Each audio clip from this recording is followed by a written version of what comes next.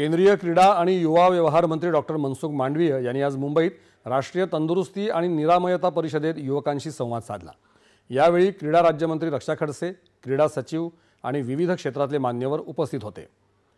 विकसित देश घडवण्यासाठी निरोगी समाजाची नितांत आवश्यकता असून त्यासाठी तंदुरुस्ती आणि व्यायामावर लक्ष द्यायला हवं असं मांडवीय यावेळी म्हणाले। त्यासाठी तंदुरुस्त शरीर ही लोक चळवळ बनवली जावी असं त्यांनी सांगितलं।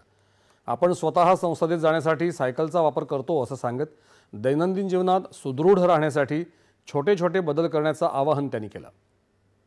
तंदुरुस्तीची ही चळवळ प्रत्येक घरात पोहोचवण्याचं आमचं उद्दिष्ट आहे असं रक्षा खडसे यावेळी म्हणाल्या। चित्रपट निर्माते रोहित शेट्टी, सायना नेहवाल, हरभजन सिंह या खेळाडूंसह अनेक मान्यवरांनी या कार्यक्रमात आपले विचार मांडले।